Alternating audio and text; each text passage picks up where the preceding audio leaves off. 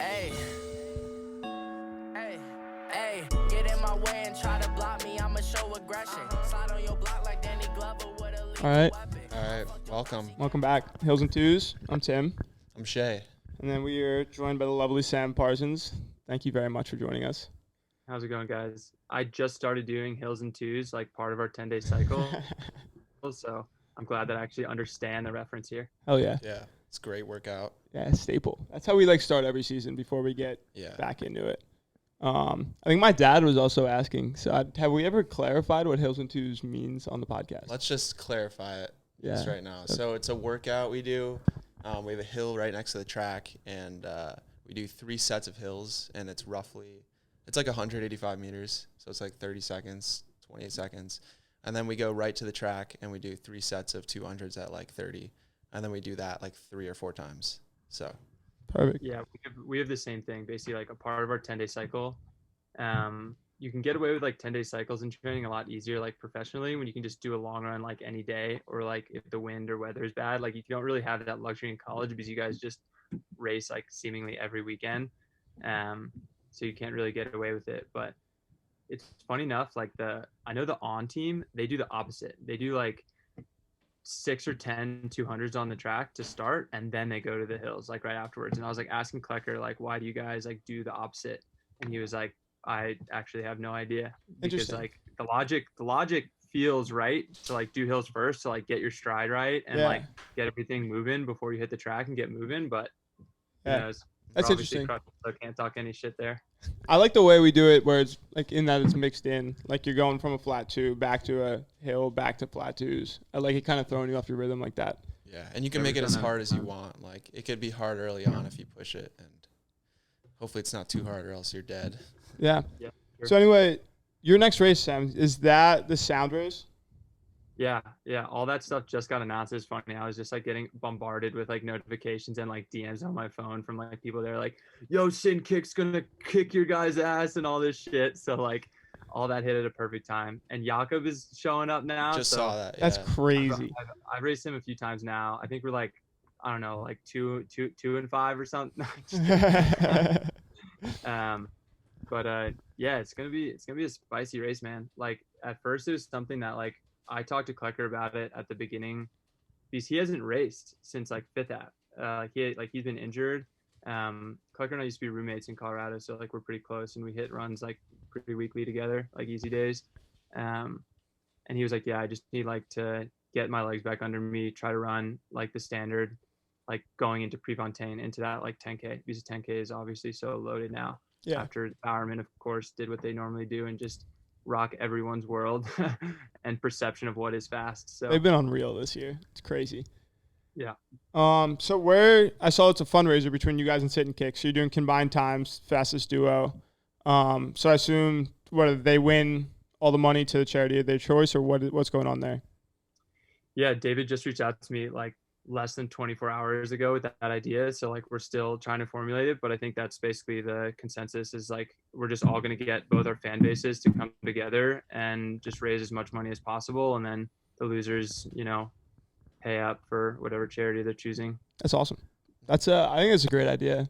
I don't know. I think that's good for the sport. I think it's like you're creating something competitive, but you're also doing something good at the same time. I think it's a cool dynamic. Yeah, it'll be good.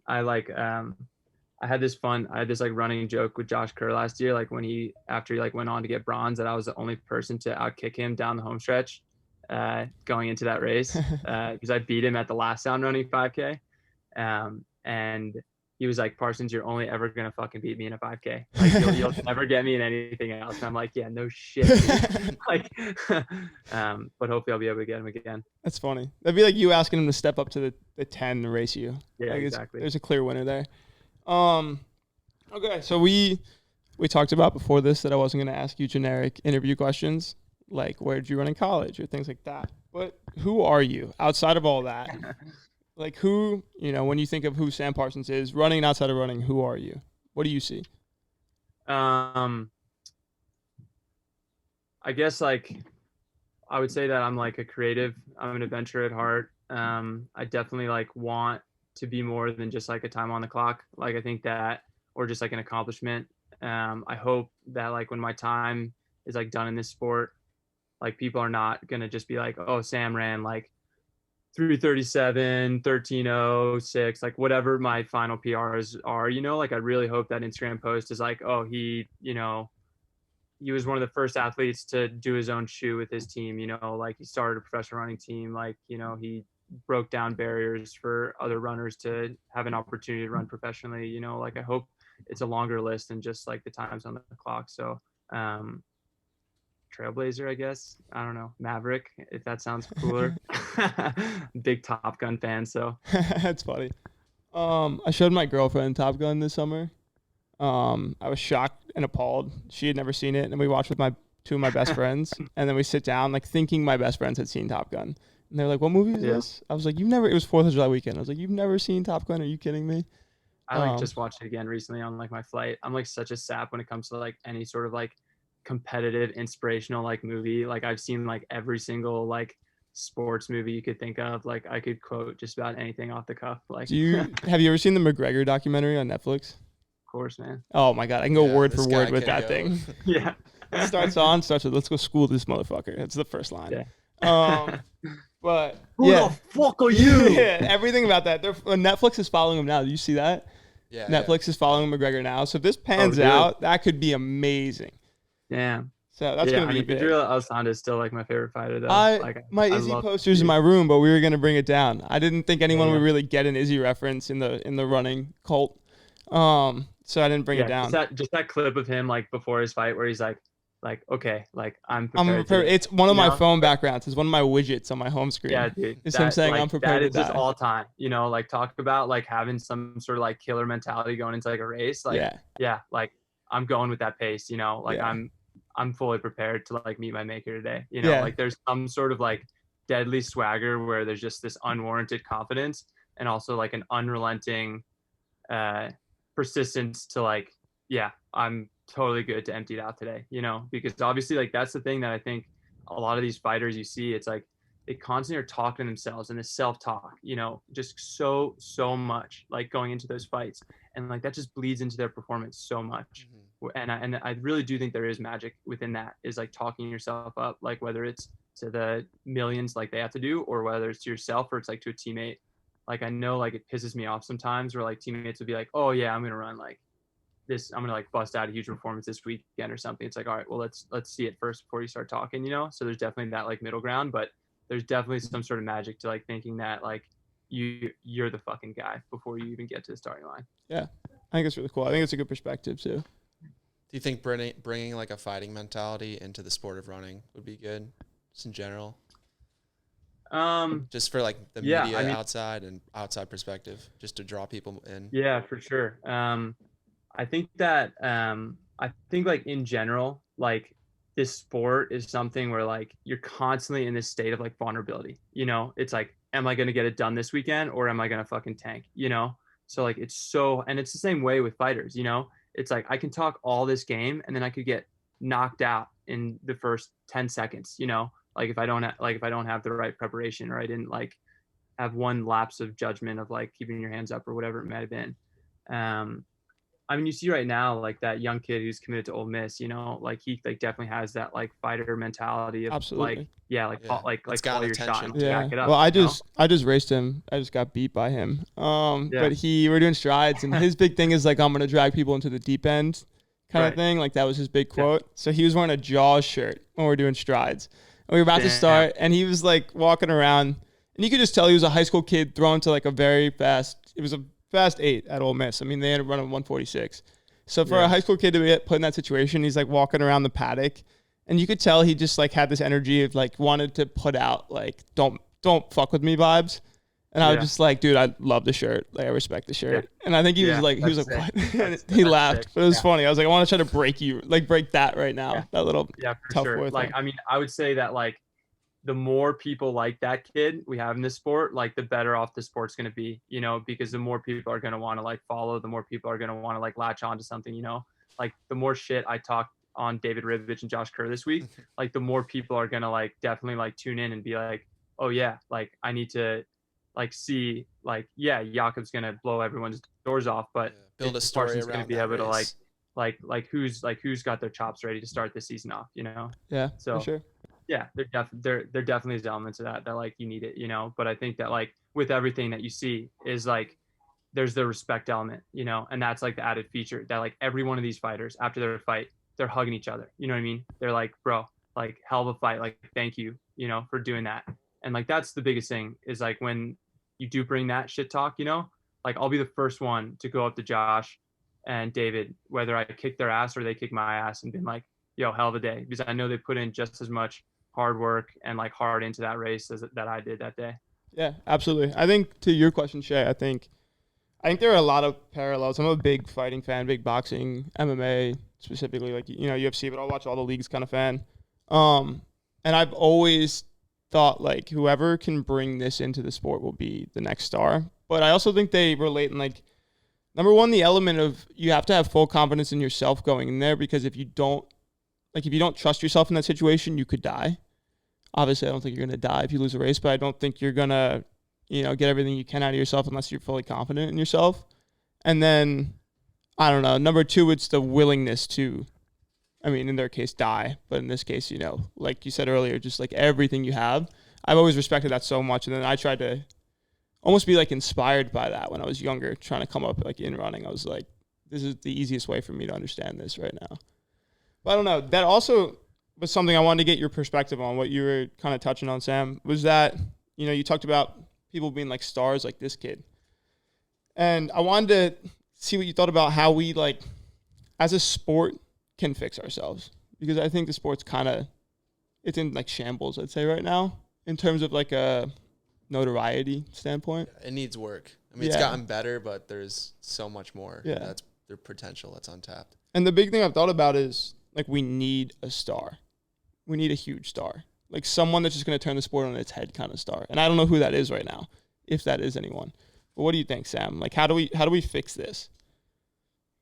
Yeah, I mean, I think like the biggest thing is that I talk about always is just like it's always going to be way more fruitful to like actually go out and do something about it, you know? Like as far as like from Tim Men's standpoint goes, like we were the, like when we first started Tim Men, we looked at every other professional running team and we were like, what the fuck are they doing? You know what I mean? Like that was our mindset. We're like, why aren't they like I want to know what, you know, like Mohamed is doing before a race so badly. You know what I mean? Like I want to watch his workout. You know what I mean? I want to see what he goes through. You know, I want to see what type of person he is, more so than just like one Instagram story at training camp when like their media people show up. You know what I mean? Absolutely. And like it was like I was like so desperate like for that type of like content that I was like, well, fuck it. Like let's just do it. Like let's just do it ourselves then. You know, like we might not be like the cream of the crop athletes.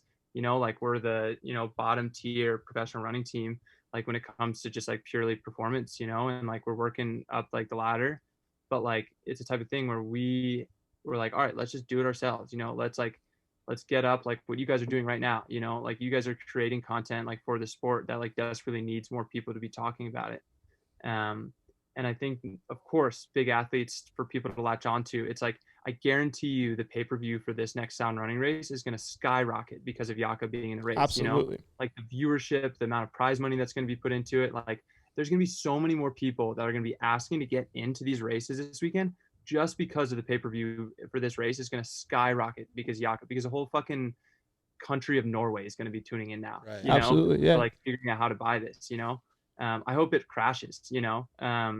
But it's just one of those things where like, we can sit here and talk about like, oh, we should start a Netflix show. Like we need higher production, you know, like we need to have like we need to have better funding, you know, but like until it takes enough people to like get behind it and like talk about it, like, what's that Rowing Blazers, like those guys in like US soccer, you know, that cover it so well, you know, like those guys started just like how you guys are, you know, just by like sitting down and like shooting the shit and like talking about it and growing it and growing it and growing it until there's like more people engaged in certain races, you know? So my mentality has always been like the more people that I can have give a shit about Jordan Gussman or Joey Barriatua, like people that like people are like before they were like who's this person? You know what I mean? Like the more people that I can get to understand, relate to, and want to be a part of their journey, that's in turn creating more viewership, creating more engaged fans. It's creating long-term fans within the sport. So that's been always my mentality, is like the more that we can showcase of ourselves, like the new age celebrity is the person that showcases themselves the most. You know, it's like the Emma Chamberlains who just film themselves doing random stuff all day. You know, it's not the, I guess Johnny Depp's a bad example in the current situation he's in, but like, it's no longer the Tom Cruise who just shows up at the red carpet, you know, and you see him and you're like, oh, there he is, you know, and then you see him in the movie and it's like, oh, great. You know, like the new age celebrity is like the people that are willing to like constantly showcase what they're doing in order for people to relate to them. So I think the more athletes can do that, and like, I do think there are really simple solutions to this within our sport in terms of like, look, like it is ridiculous that Tim and Elite is still one of the only professional running teams out there that has a full-time media person on staff, you know? And it's so backhanded because like people are like, oh, Tim and all they care about is social media and stuff. It's like, no, we don't do anything with social media because we have someone doing it for us. Like we don't have to think about what picture we have to post that day because we have a Dropbox just waiting there to pull a photo and post, you know? Like we don't have to ask our friend to like get a clip for us or something real quick at practice, or ask our coach even to do that, you know? And it's like, if you're already, you know, paying a team, you know, like every person on that team 50K plus, you know, like like we did an intern application last year, and like I have interviews all day today with interns, and it's like it's such a low budget thing, you know, like to pay someone 20K, you know, for like it's not much to get such higher value and such high output. Like everyone should have that. No NBA team doesn't have a photographer, videographer, even colleges. Every college team, like football, basketball, has that highlight clip right after the game for people to consume, you know? Absolutely. So it's like, and it's like they're still just waiting for like, oh, is there going to be a photographer at this race that we can like pull a photo from and post? It's like, what is that doing? You know what I mean? Like there's nothing there. That's pointless. People see the photo, they're like, oh, congrats, Tim. Great. You know, you lost to a high school kid. Great. You know, but you know what I mean? Like, it's like, you know, like, it's like, there's so much more there that we should have, you know? And it's crazy that the investment, at least to that small level, is not there just to raise it, you know? Absolutely. Because I think it's always a top down, you know what I mean? Like the better we're showcasing it at the top, the more, you know, like high school kids, like Ben Crawford loves to use the line, like, about like the high school, like it's the highest participated sport, you know, like there's like, it's the highest, you know, participated sport like in high school. And like, that's something where it's like, where are those fans? You know what I mean? And it's like, well, they have nothing to watch, you know, like why should they care about this team or that team? Or why should they care about Tim Man versus Sit and Kick, you know, this weekend, you know? And like, luckily there's some exposure there for both of us to hype that up and hopefully bring in some audiences to tune into that race. But that should happen every single weekend. So absolutely. I number one, completely agree with you. And that's something that we talk about every day, is that like, if we're going to do this, you know, we want to do it right. We want to do it differently. We want to do it in a way that no one else is doing it in running right now. Because it's just going to be one of the other run of the mill. I mean, there's 1,000 running podcasts out there right now, and all of them are getting like a couple hundred listens. Like, how do we do that differently is something we talk about every day, but how do we do that differently in a way that can really expand and grow through the sport is something we probably talk about more so. And that's what I just think that's one of running's biggest problems right now, is that we just eat ourselves alive. Number one, we treat each other horribly, which I think would not exist without Let's Run. And then we just continuously trash each other to the point where like people like you guys doing things that are like objectively healthy and great for the sport. Like, you are pushing content so much.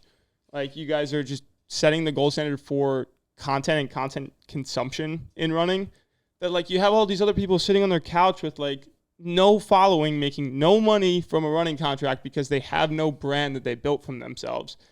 And then they're just angry. And then it's just become this toxic thing in the sport where it's like, if I looked up Tin Man on Let's Run right now, within the first 30, not one of them is going to be positive. Like, and it's crazy. It's absurd. Yeah, I think most of that is like but that comes with the territory, you know, and like that's something that was the biggest thing that I learned like through like this last year when everyone like basically like kicked us out to the curb and like tried to leave us there and just kept kicking us, you know, and we were already sucking at running and sucking at everything else we were doing, you know. Like, it's something that was like my biggest realization through all that was like, it comes with the territory, man. like if you're not willing to like take on producing content consistently, if you're not willing to like take on like all that stuff and not get people that are like, yo, these guys suck, you know what I mean? Like that comes with the territory, you know what I mean? Like you can't have people that are like messaging me being like, yo, you changed my life, you know what I mean? Like, yo, like you're the reason I got through this, you know what I mean? Like you don't get to have those people unless you have the West Flies, you know what I mean? That are Yeah. like, yo, these guys are betas, like, you know what I mean? You don't get that, you know what I mean? Like you don't get to have both, you know what I mean? So like if you want to stay like insignificant and not have that other side, you know, then so be it, you know what I mean? But like that was the biggest thing for me was like all of us got our bubble popped where we're like, oh, you know what I mean? Like that's where the growth really starts to happen, is where that bubble does get first, and you're like, okay, like what, like what are we gonna like what like oh okay, you know, because there are so many people that live in their bubble, you know what I mean? And like it happens naturally because you go to high school and like you're the best in your state and you get praised for that, you know what I mean? And then you get brought into college as this recruit, you know, and you get better and better throughout college, you know, and you're with your homies and like you're like, yeah, like screw Villanova or whatever, you know. But like, and all of a sudden, like that bubble gets bigger and bigger and bigger, you know what I mean? And it's like eventually there's going to be people that are like, yo, let me get in this bubble and tell you what I'm seeing, you know, because all you're seeing is everything else in this like blaze, you know. And there's a lot of runners that live within that world, and like I would say like we don't live within that world anymore because like we got it popped, and like that's something like that's really important, I think, for anyone to go through. And we're better off for it, you know, like we have thicker skin for it. And like yeah, there were some really really bad times throughout that whole experience, you know, last year with the coaching change and, you know, getting dragged through the mud. And just the worst part about it was just we just were just running so bad, you know what I mean? It wasn't even like anything, there's no comment that was ever gonna like be like hard, like, or Instagram post that was gonna like drag us down more than just like how bad we were running, you know what I mean? Because like as you guys know, like we're our own worst enemies, you know, like always. So it's like when you come off a bad race and then that next race you're like thinking about that bad race, and like that slowly starts to creep in, like those doubts, you know, more and more and more. Like that's the devil on our shoulders always, you know, is our own self. And with that, yeah, I'll just leave it at that. That's I like that idea of like athletes being our own worst enemies in that sense, even though we are each other's enemies at the same time. Because like, yeah, people like the kid who wears a red hat, because I don't say his name on this podcast, but which is why I have a blue hat on right now. But like, you have people like that whose main objective, and look, I don't dislike the kid, but I don't respect the ingenuine nature of the way that he's like, to some extent, he's trying to do the same thing you guys are doing, the same thing we're doing, which is getting eyes on the sport, getting eyes on himself to build his own brand, you know, to kind of work out in that way. But what I don't respect is the ingenuine like nature. Because if he was in a room alone with any of you guys, like I've had conversations with him, he's a nice guy one-on-one. Like he seems like a good guy. But to build this up, and it's one thing if you believe it, but I don't think he believes it. And I don't like, that's the part of like, I'm all for this content boom and running because we need it because we're on our last legs. But if it's not genuine, and if you're not saying things you believe and you're faking it and you're trying to be like I mean, if you know, like UFC, Colby Covington is who he's trying to be, and it's just a fake act, and I don't like it. What do you think, Shay? I mean, yeah, I've said it in the past. I think he's like that, but I think it's a very like dramatized version of that. Yeah. I think he's projecting a lot more than maybe he's like in general. Yeah, but I'll give him credit. It works. Yeah, Like like the viewership works. Like at the end of the day, you gotta respect the hustle. You know yeah, what I mean? Like, absolutely. You know what I mean? And that's like I'll always give him the benefit of the doubt for that. Always, like no matter how many times he wants to blow my face up or, you know, put me on anything, you know, like that'll be like always something I respect, you know, for sure, always. But yeah, it's this type of thing where it's like, yeah, if you put yourself out there in any capacity, you know, like that's something you're gonna have to live with, you know, and like it's something that you're gonna have to like live with whatever that legacy is. And I know it's like something where it's like, yeah, we talked about that at the beginning of the podcast. Like the last thing that I would want anybody to like say or remember me by is like, oh, like you brought other people down along the way. You know what I mean? Like I would, like my parents would be so ashamed of me. Like, you know, my friends would be ashamed of me, you know, like if ever that was something that was associated with me, you know, like, you know, like when you guys asked me to be on here, you know, I was like stoked because there was some new avenue that, you know, we have two like young guys in the sport that can make a difference, you know, and I always want to be a part of like lifting that up, you know, and empowering that sort of stuff and getting your guys' name out there, you know, because I think you guys are going to keep making great stuff. And that's the type of thing. It's like, if you're not lifting people up along the way, and like, sure, you can talk shit, you know, because that's going to be lifting Yeah, people up. that's one too, thing. in the process, you Yeah. know, like no doubt, you know, like I think like in your first episode, like Jack Styles, like calling out Drew, like that's great. You know what I mean? Like, I think that'd be great to like see that race happen again. And like, you know, like Drew slowly be getting in the best shape of his life again. And like Jack's been running lights out. So it's like, it'd be great. Yeah. You know? Yeah. And it's one thing doing that in like a healthy, positive way for the sport, like Jack did. It's another thing by, you know, telling your YouTube viewers to like go trash a guy in his comments that you have like, I don't know, that you just have no business having a personal problem with. Like, so I think things like that are just, everyone wants to be a part of a community, you know, and everyone wants to feel like accepted, you know, and like you find your tribe wherever it may be, you know, and hopefully it's in a positive place to like influence you in the right ways. Absolutely. Yeah. So talk to us about the hype beast thing you did, because we're really into streetwear, just running streetwear, running's intersection with streetwear, I would say. Just anything to do, honestly. We're pretty big culture guys, Shay. Yeah. So we saw that article, we're like, that's awesome.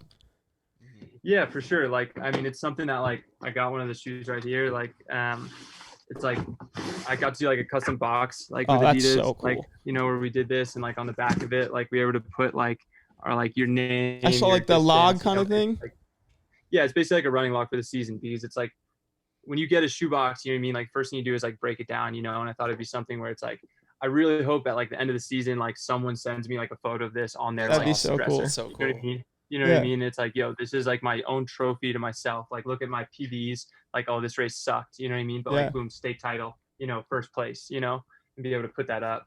But it is this type of thing. It's like going back to like what we were talking about before. It's like you got to hustle in this game. You know what I mean? Like no one, like every single person is like underpaid. Every single person is undervalued. You know, and like the sooner that you like come to grips with that, like the better off you're going to be in this sport. You know.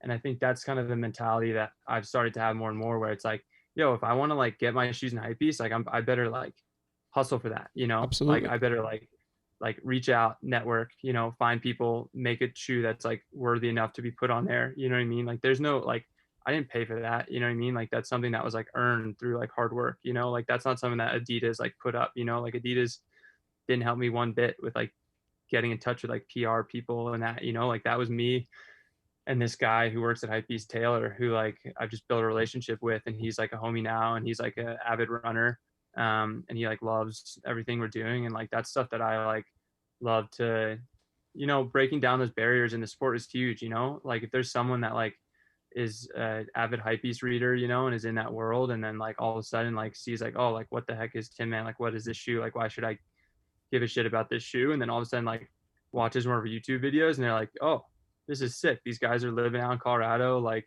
having a great time, you know? So yeah, that's it. And then we got to do like this, like Takumi shoe, like super beautiful. stoked on it.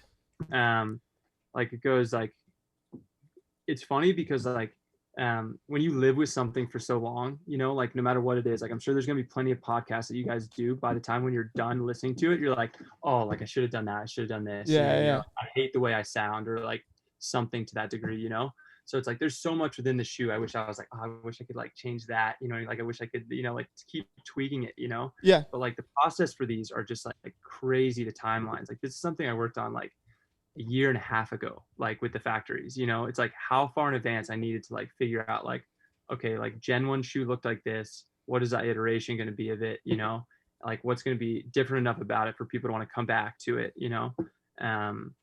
And like how do we put our like DNA into it, where it's like the first thing someone like picks this up off the shelf and they're like, oh yeah, this is a Tin Man shoe, you know? And that was like my biggest goal with these, you know, is like thinking about like, how do we create something where like it's immediately just like, you just know, you know what I mean? It's like, that's the type of thing that like goes into that. And yeah, super stoked on the hype piece. It's just like one of those things where it's like, you look back at yourself, and like, I'm sure like you guys can even look back at like, even your times like in high school or whatever you're doing, you're like, yo, like I'm at Georgetown, like about to run on like big stages at Penn Relays and stuff, you know? And like, that's the type of thing. It's like when I first started and I was like, just making some like random t-shirts, like with like some logo, like some hair, like Axe logo, you know, like it was the type of thing where it was like, dude, I never thought I was going to ever get to like do a shoe, you know what I mean? That's like, crazy. or like get to do any of that, you know? So it's definitely something to like reflect on and like be super proud of. But yeah, it's a super frustrating process. Like it's something that like I'm not gonna like sugarcoat and be like, yo, this is like a lot of fun. You know what I mean? Because like at the same time, it's like I've gotten a ton of critique throughout my running career. And like, yeah, at the end of the day, it probably has taken its toll on my actual like running performance, you know, like where I've spent like very stressful nights having like due dates of like, hey, you gotta like get this submitted, you know what I mean? Like you have to get this done. It's like, well, I have a workout tomorrow, you Yeah. know? And there's like definitely like that fine line where like I've gotten chewed out by like coaches and parents, like parents meaning uh like just everyone in my circle more Yeah. so, but just people being like, yo, like you need to like decide, do you want to be like a great runner, or do you want to like do things in business? And like it's something that I've always pushed back on, because I'm like, if I don't have this stuff, like the running's going to become a lot more meaningless like real quick, because Yeah, like I absolutely. alluded to before, like if you're just chasing times on the clock, like it's going to be a pretty empty experience when you like look back at your career. But like if you chase something like a little bit bigger than that, like what did you like, who'd you bring with like along the way? Like did you create a community, you know, along the way? Like did you make people feel empowered along the way? Like stuff like that, you know? So that's kind of like what this outlet of shoes are for me. It's like if anyone ever buys one of these shoes and they like get it and they're like, yo, I can like PR this weekend, or like, yo, like I feel really good in this workout because I got these like shiny white shoes on my feet, you know? Like that's where the special sauce is in that, Yeah, you know? that's It's really not cool. like, yo, we sold 1,000 and we made this much money, you know? It's like what was this like emotional response from people getting that shoe, Yeah. you know? I think that aspect of creating something is really cool, but I like what what you said about needing other things like as an outlet other than running, or those times are going to become pretty meaningless. Because I don't know if you can agree. I feel like I can agree in that like running a fast time and compared to everyone else was cool at the start. Like that felt good. And it felt good enough to get me to a point, but then I got to a point I'm like, that's not enough anymore. Like I need to do something. I need to make this like worth it. And they got, so I don't know. I think finding that's really important. I think this has been a really cool outlet. But you and I have always shot ideas at each other since we got here freshman year of just stuff, because I think we both probably had similar feelings. Finding that second thing is really important. I think there's a ton of 1305K guys, but is there like a 1305K guy that has a shoe released? Like finding something else like that. It's like getting into college. Like you can have the grades, but if you don't have that something else, it's probably going to be harder to get into like a Harvard or Stanford versus if you're just going in with grades. I like that. I like that example. Yeah, for sure. Like that's something that like, look, and I already talk about it. Like my like Adidas contract is up at the end of this year. And like, I tell you what, like throughout this shoe process, like I pissed just as many people off at Adidas through that process as I have like made friends with people, you know, like with me pushing timelines back, and like, there was so much that went behind the scenes with this drop that like no one on the outside will ever see, you know, or recognize. But like, dude, like Adidas dropped their shoes before we did, and then we got all pissed off, and then like, dude, it's like crazy stuff behind the scenes that like no one will ever like see the light of day past like me just dropping some tidbits right now. But like you never know, you know what I mean? Like they could kick me to the curb like real easy, you know? And like that's like the cutthroat nature of the sport, you know, is like even though all this stuff happened, it's like I don't know, is my brand now so tied in with Adidas that like another brand would be like, like we wouldn't want to like have Sam, you know, because he's the Adidas guy, and that's like what everyone knows him as, you know? So there definitely is those realities that you have to like face also, where it's like, yeah, like this could be my last year, like truly like all in as a pro. Like I might still run, like I might still like go do a marathon or something for fun, but like who knows, like Eugene and Europe being champs this summer could be like the curtain call for all I know. And if I can walk off in the sport like on my own terms like that, like I'm not afraid to do that, because I know there's a lot of happiness that comes from getting to create stuff like that. For sure. Outside of just trying to, run some standard that someone told me I have to run to get into some race to make me feel like I'm enough. Yeah. So, I mean, as much as you can tell us, what does a contract year ending kind of look like? So basically like Adidas picked up my option year, which like, it's pretty funny because like, that's one thing. And that's like one piece of advice that I would give like kids. Like I didn't understand like that option year, I thought it was like my option year. I thought it was like my option to like go like decide if I wanted to like keep going, you know, because like I don't have a great contract like by any means. Like I signed like a rookie deal, you know, like, and it's something where like I'm super proud to even like get a deal. It's something that coming out of college I thought I would never ever have a contract in the first place. Like basically like I had saved up enough money after college to be like, all right, I'll give this a shot for basically like 6 to maybe I could stretch the money for like 10 months, you know, to like see if I like have a spark to like be worthy of this sport, you know.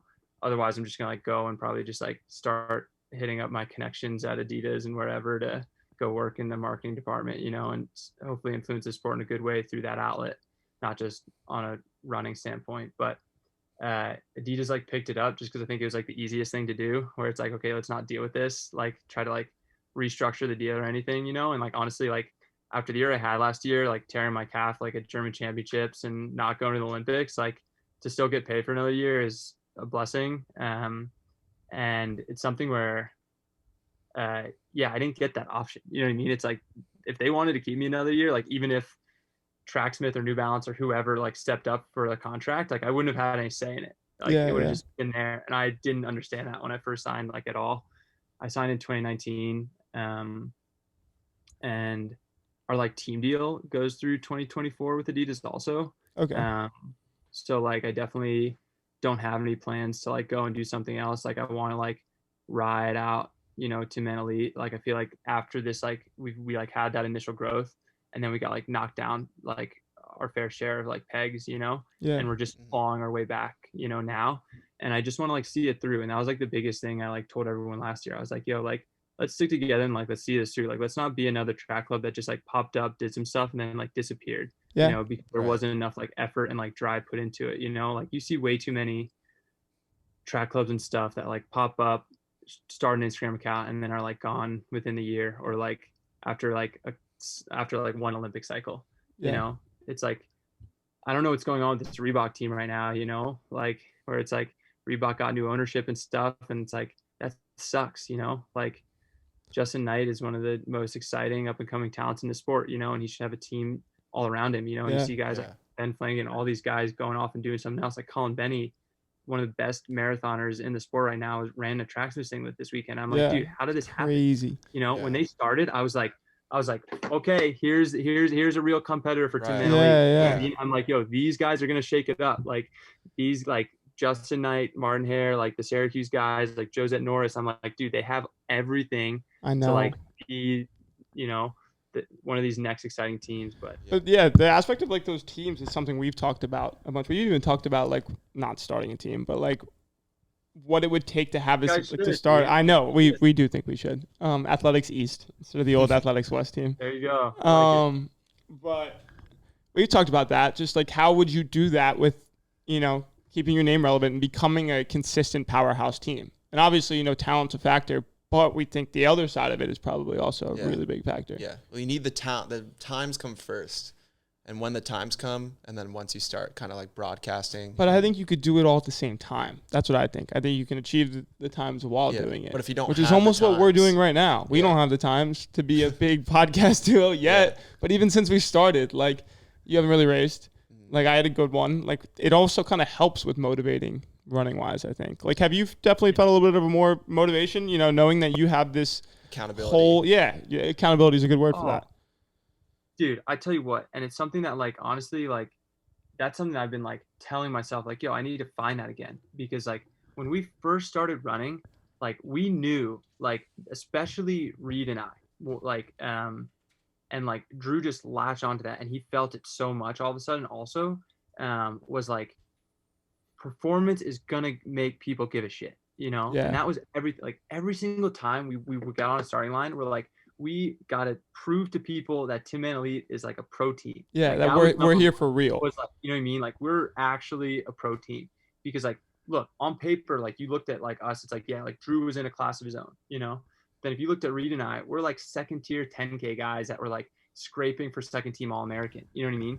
Like, guys that don't get contracts. Like, they don't get Adidas contracts. You know what I mean? And, like, Reed and I both are now on Adidas contracts because we had that Olympic mentality every single time. Like, bro, I remember going to Payne Jordan my first year, like running like under 10-man elite and being like, yo, I remember giving like a little speech to the guys being like, yo, this is our Olympic games. Like, I don't care what anyone else is like doing this weekend. If it's their season opener, like this is it. Like I need to go to bat. Like I need to beat Tyler Day and run 13:40, like something like back when that was like, Yeah. you know, like a good 5K time, you know, like, He just said you're not a good 5K guy, Shay. Yeah.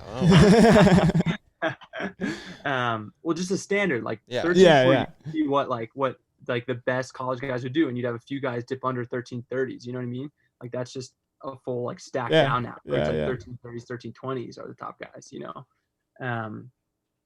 And like Reed ran the 10K and like went toe to toe with Lopez, you know what I mean? Like Drew like got second in the 1500 and we're like, all right, like that's day one. Like that's day one right there. Right there. Yeah.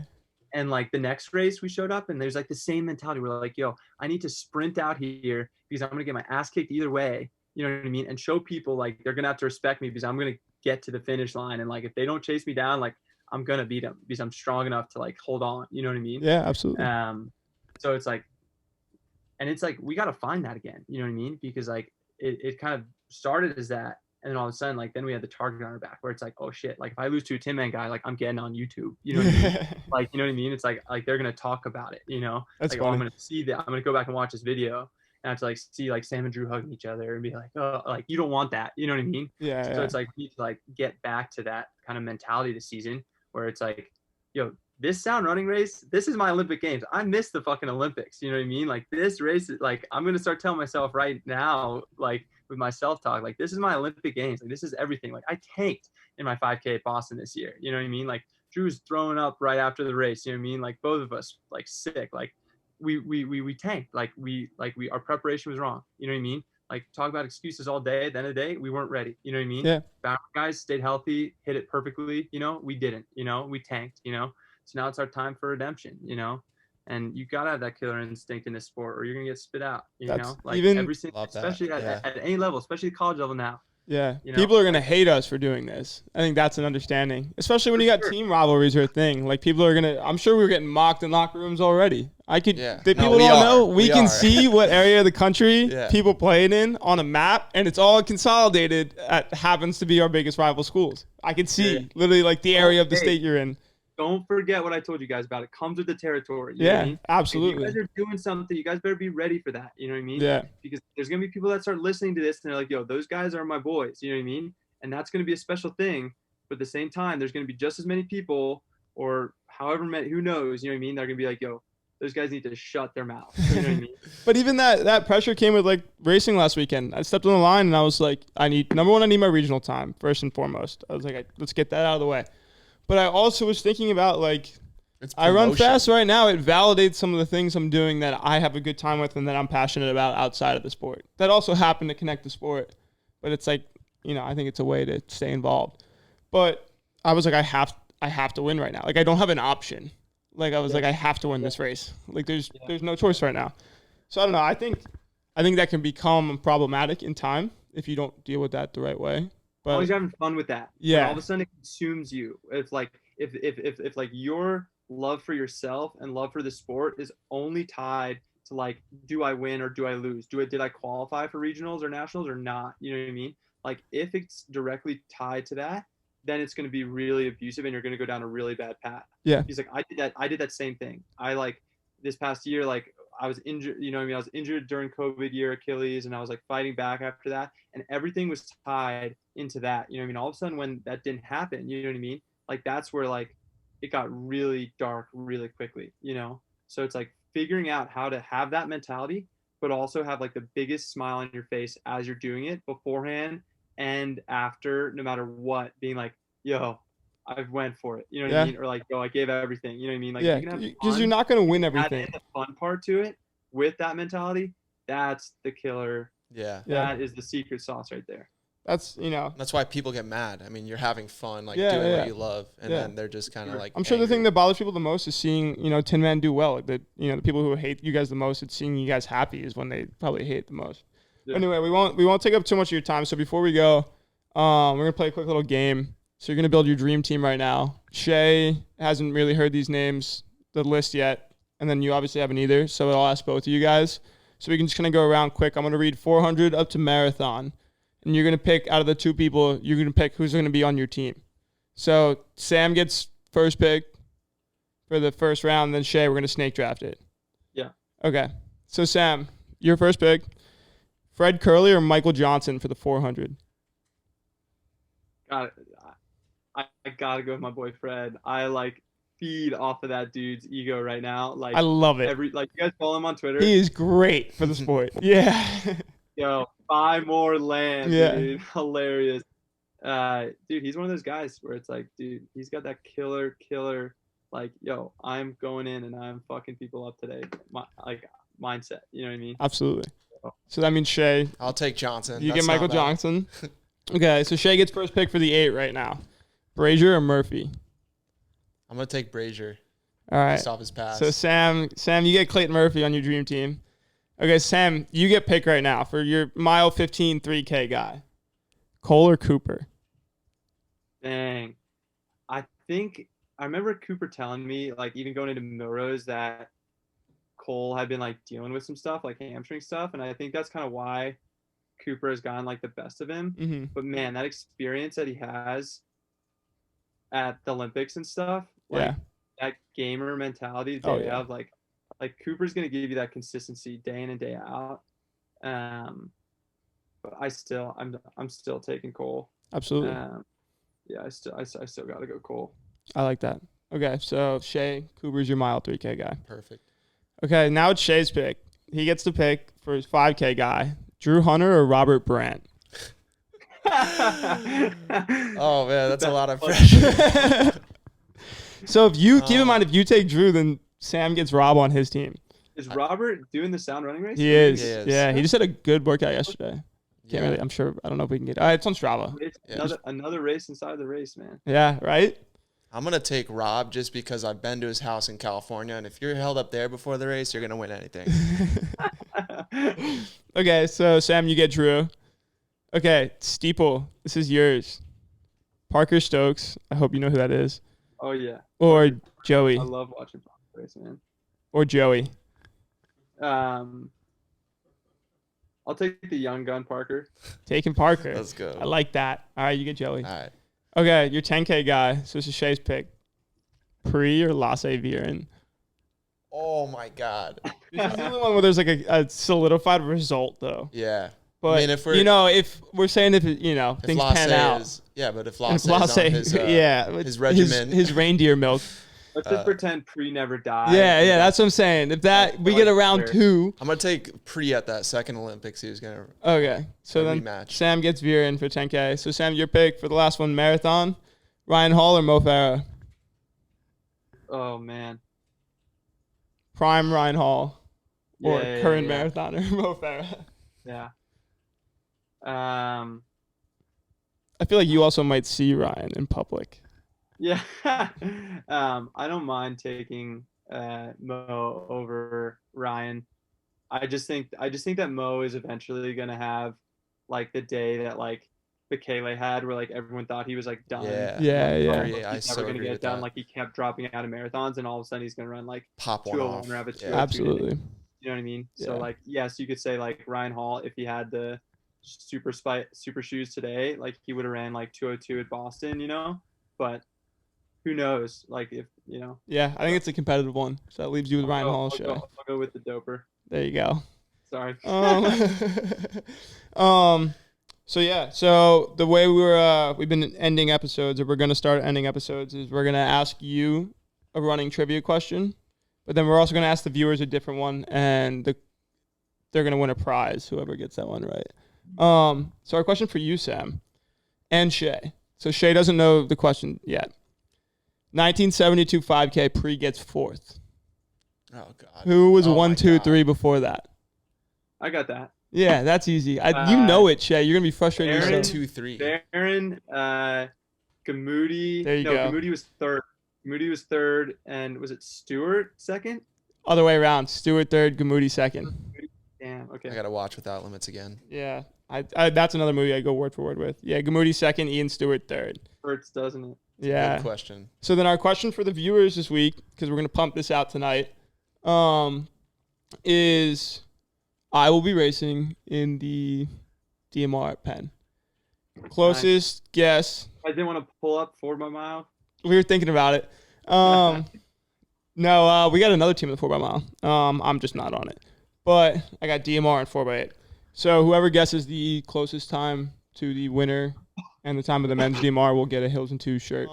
So yeah, maybe we'll see you soon, man. Thanks for doing this so much. Thank you. Yeah. Cheers, boys. See ya. I'm trying to cop a Benz, yeah. Pull up and drop like 10, yeah. You trying to taste the life, well, I'm trying to chase the band, yeah.